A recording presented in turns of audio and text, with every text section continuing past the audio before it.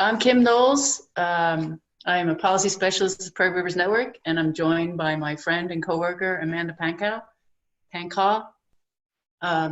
And this is the latest installation of the Prairie Rivers Network Work at Home update.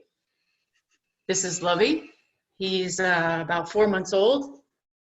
And when the COVID-19 pandemic started, he was 13 pounds.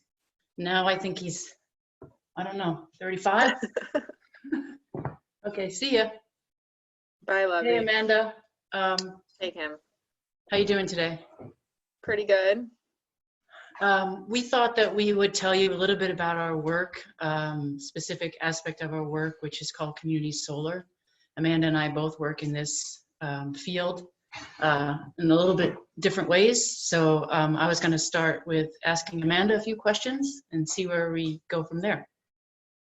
So Amanda, I understand that you have gotten a lot of inquiries from people asking about community solar.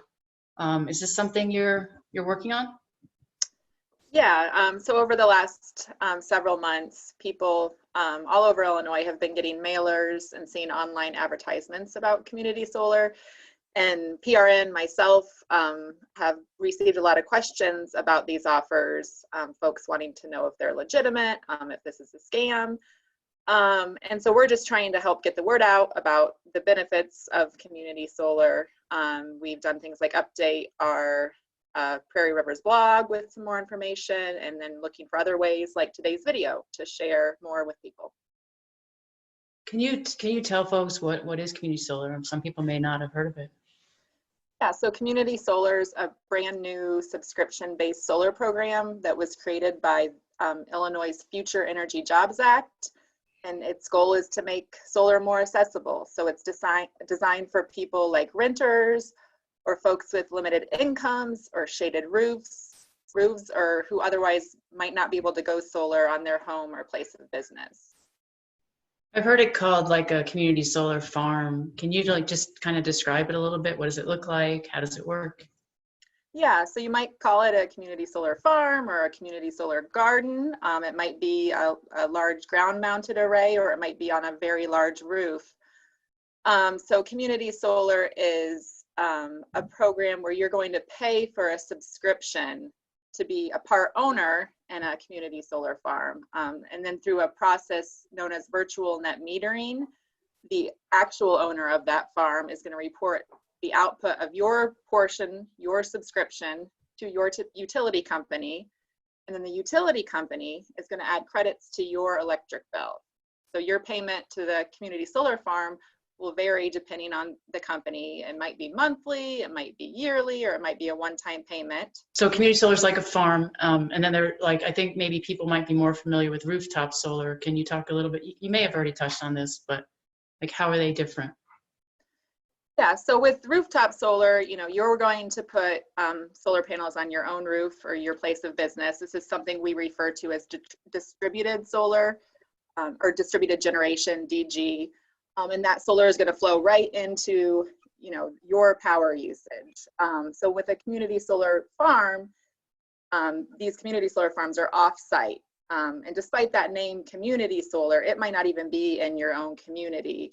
If you're an Ameren customer, the farm you subscribe to must only be in Ameren territory. So that power is going to flow right into the grid. It's not actually coming to your home or place of business, but you're still getting credit for the benefit of that solar. So the financial benefit and then the environmental benefit. Right, and then you're also helping to grow the solar energy market, right?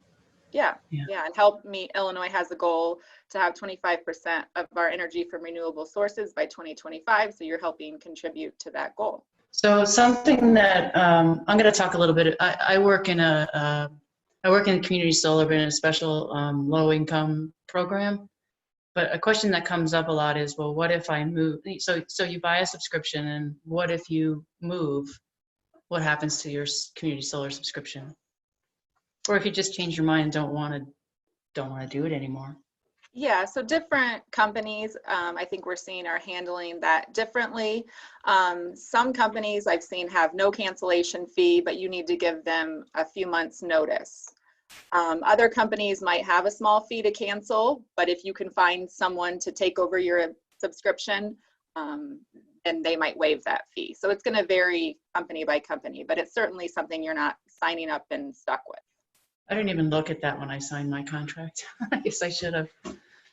So I also understand that, we both work in the renewable energy policy arena, and I understand that, so how what happened with FIJA is that it created this incentive program that pays developers essentially to develop these projects to incentivize, renewable energy in the state. And my understanding is that the demand for these community solar projects in particular was really high, so that not everybody who wanted to develop one could get the incentives. Is there a plan for addressing that in Illinois? Yeah, and that's true. I think there was over 900 proposed projects, but only enough funding for 112 of those in Illinois. And then we expect similar demand on the customer side as well. So Prairie Rivers Network is part of the Illinois Clean Jobs Coalition. And as part of that coalition, we're working on a legislative package called the Clean Energy Jobs Act. And that bill would provide more funding, I think 3 times the funding for community solar in Illinois to help meet that demand. Cool. Yeah, so I was just going to touch on briefly now that like I said, I work in this arena and in a program called Solar for All. It's a low income solar program that just got started in Illinois. It's just entering its 3rd year. And essentially, the community solar portion of that program operates much like what Amanda described. However, the difference is it's limited to people with low income, and low income is defined by 80% of the median area income. So in Champaign-Urbana, that's something like, for a family of 4, that's I think $55,600. So if you are income qualified and want to participate, you can participate in a community solar program. But the key difference is there's there's more savings in the low income solar program than in what we call the general market program that Amanda has described. So Prairie Rivers Network has been participating in that program by trying to influence policy, but also by we are what's called grassroots educators. So we go out into community and to low-income communities and the organizations that serve them and educate them about this program in the hopes that folks will be better prepared to participate.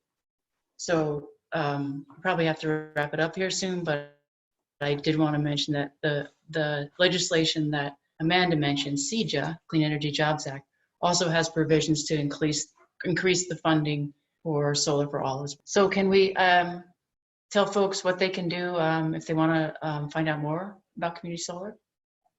Yeah, as I mentioned, we've recently updated our blog post. Community solar was created back when FIJA passed in 2016, but there have been updates and progress along the way. So we have a new update on our blog as of April 15th, where you can find more information. We've shared information from our colleagues at Citizens Utility Board. They've even done some side-by-side comparisons of different community solar options that are out there right now. So I'd encourage folks to visit our blog. You can just Google Prairie Rivers Network Community Solar and find it.